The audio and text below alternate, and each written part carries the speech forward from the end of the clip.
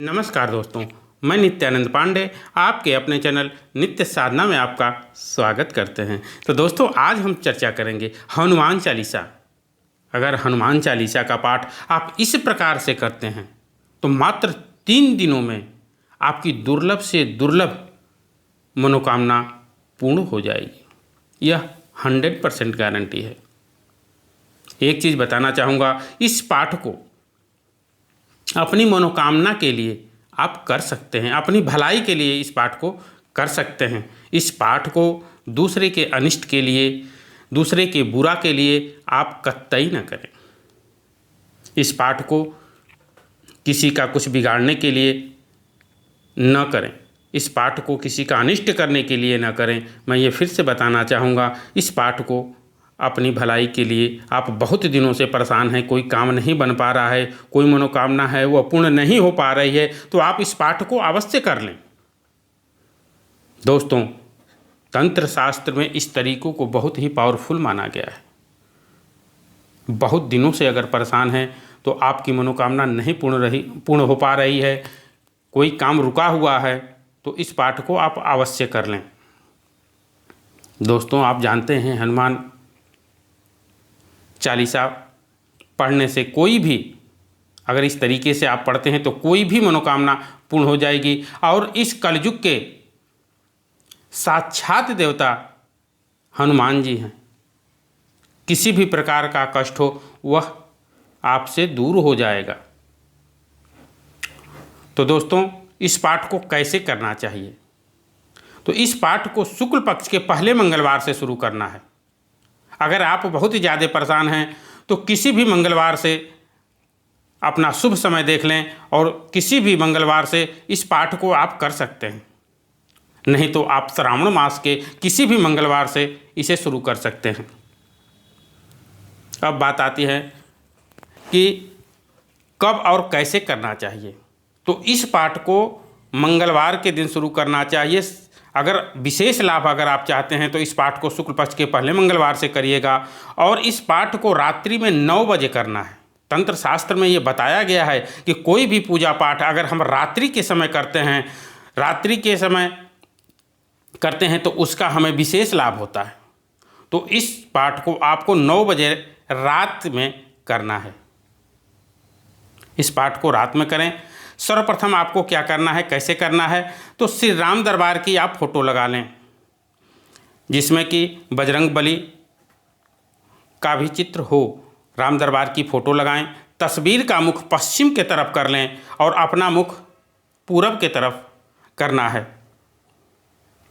सर्वप्रथम एक चौकी लगा लें। चौकी पर लाल कपड़ा बिछा करके और राम दरबार को की जो भी आप तस्वीर रखे हैं या फ़ोटो रखें उसको वहाँ पर विराजमान कर दें। और विराजमान करने के बाद में एक चमेली का दीपक आप वहाँ जला लें। अगर चमेली का तेल का दीपक अगर नहीं है आपके पास तो घी का दीपक भी आप जला सकते हैं। और कुछ प्रसाद ले लें जो आपको मिल जाए। बूंदी का लड्डू ले लें, लड्डू या किसी भी प्रकार का लड्डू मिल जाता है तो ले लें, या गुड़ ले लें, चना ले लें, जो भी आपको मिल जाता है ले करके उसमें तुलसी दल डाल करके आप भोग लगाने के लिए प्रसाद ले लें। और एक चीज़ का ध्यान देना चाहिए, आप जिस आसन पर बैठेंगे वह आसन लाल होना चाहिए। लाल आसन पर बैठें, कपड़ा साफ और स्वच्छ होना चाहिए। अगर आप लाल वस्त्र पहनते हैं तो और ही ठीक होगा। अगर लाल वस्त्र आपको मिल जाए तो लाल वस्त्र पहन के ही बैठें। उसके बाद आपको करना है सीधे हाथ में यानी दाहिने हाथ में जल लेकर के आचमन करना है। आचमन 3 बार आचमन करेंगे और ध्यान धरें, संकल्प करें कि हे गणेश जी, हे रामचंद्र जी, बजरंग बली, जो भी हमारी मनोकामना है वह पूर्ण हो जाए और जो ये हम प्रयोग करने जा रहे हैं वह निर्विघ्न पूर्ण हो जाए। सर्वप्रथम आप गणेश जी की ध्यान धरेंगे और जो अपनी मनोकामना होगी वो कहेंगे। उसके बाद अपने नाम बोलेंगे, स्थान बोलेंगे, गोत्र जानते हैं तो गोत्र बोलेंगे। इस तरह से आप संकल्प लेंगे। संकल्प लेने के बाद आपको क्या करना है, एक भोजपत्र लेना है। भोजपत्र पे आपको जो भी मनोकामना होगी वह अपनी मनोकामना लिख देना है। लाल चंदन से लिखना है। अनार की लकड़ी अगर मिल जाती है तो अनार की लकड़ी से लाल चंदन से लिख दीजिए। लाल चंदन का अगर भूरा वाला है तो उसमें पेस्ट मिला लीजिए, गंगा जल मिला करके, और उसे अनार की लकड़ी से या आम के पल्लों की जो डंठल निकली रहती है उससे आप उस पर अपनी मनोकामना लिख दें। मनोकामना केवल एक ही लिखनी होती है, कई मनोकामना नहीं लिखनी होती है। लिख करके अगर बाई आपको नहीं मिल रहा है तो आप एक कागज़ ले लें, लाल पेन से लिख लें। लेकिन अगर आपको भोजपत्र मिल जाता है तो भोजपत्र पर ही लिखें। उसके बाद में अपनी मनोकामना लिख करके, अगर नहीं मिल पाता है तो फिर से मैं बताना चाहूँगा, कागज़ ले लें, लाल पेन से लिख करके, और जो भी आपकी मनोकामना है कागज़ पे लाल पेन से लिख करके उस फोटो जो राम दरबार की तस्वीर लगाए हैं उस फोटो के नीचे आप उसे दबा दें। ये पाठ कैसे करना है? तो मंगलवार के दिन हनुमान चालीसा का 3 पाठ करना है और बुधवार के दिन हनुमान चालीसा का 7 पाठ करना है और बृहस्पतिवार के दिन इस पाठ को 11 पाठ करना है। आपको जो भी संकल्प लिए हैं वो तीनों दिन नहीं लेना है, सिर्फ एक दिन लेना है और तीनों दिन आप प्रसाद का भोग लगावें और बैठ करके 3 पाठ, 7 पाठ और 11 पाठ तीनों दिन कर लें। और शुक्रवार के दिन आपको कुछ नहीं करना है, शुक्रवार के दिन कुछ नहीं करना है। शनिवार के दिन आप उस जो भोजपत्र पर अपनी मनोकामना लिखे हैं उसको ले जा कर के और किसी भी हनुमान मंदिर में भगवान बजरंगबली के पैर के नीचे, दाहिने पैर के नीचे उसको रख करके चले आना है और अपनी मनोकामना, अपनी विनती हनुमान जी से कहना है। आपको सिर्फ इतना ही कहना है। तो दोस्तों, इस 7 पाठ को, 11 पाठ को आप करेंगे 3 दिन, 3 पाठ, 7 पाठ और 11 पाठ। फिर इस पाठ में अगर आप व्रत रखना चाहते हैं तो 3 दिन आप व्रत रख सकते हैं। शाम के समय अगर मीठा भोजन करना चाहें तो बिना नमक वाला भोजन आप कर सकते हैं। दिन में फलाहार वगैरह आप ले सकते हैं, जूस ले सकते हैं।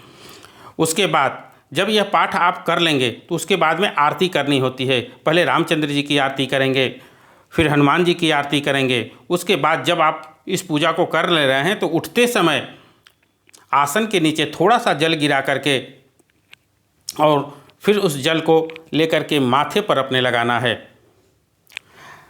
आपको आरती करनी है। करने के बाद में दोस्तों एक चीज़ मैं बताना चाहूँगा, हनुमान जी का एक एक चौपाई सिद्ध है, एक एक मंत्र के बराबर उनकी चौपाई होती है। जो हनुमान चालीसा की चौपाई है वो सिद्ध होती है और एक एक मंत्र के बराबर होती है। जैसे हो ये सिद्ध साखी गौरीसा, जो भी आप पढ़ रहे हैं, हनुमान चालीसा का पाठ कर रहे हैं, हो ये सिद्ध साखी गौरीसा, इस जो आप मंत्र पढ़ रहे हैं इसके साक्षी गौरी जी और भगवान शिव स्वयं हैं। तो इस पाठ को आप कर लें। और दूसरी चीज़ मैं बताना चाहूँगा, 5 दिनों तक आपको सात्विक भोजन करना है। लहसुन, प्याज इस तरह का भोजन नहीं करना है। यानी जब मंगलवार से शुरू करते हैं तो आप सोमवार से ही इस पाठ को करने के लिए तैयार हो जाएं और सोमवार से ही सात्विक भोजन करें। और आप लहसुन प्याज अगर खाते हैं तो फिर रविवार के दिन खाएंगे। तो 5 दिनों तक सात्विक भोजन करना है और ब्रह्मचर्य का पालन करना है। मैंने बताया कि शनिवार के दिन हनुमान मंदिर में अपनी मनोकामना लिख करके रख दीजिएगा और हनुमान जी से विनती करके अपनी मनोकामना कह करके और आपको घर चले आना है। ये अनुष्ठान पूरा हो जाएगा। तो दोस्तों, इस प्रकार से आप हनुमान चालीसा का पाठ कर लें और आपकी कोई भी दुर्लभ मनोकामना होगी तो वह पूर्ण हो जाएगी। मिलते हैं कुछ ऐसी ही ज्ञानवर्धक वीडियो के साथ। धन्यवाद।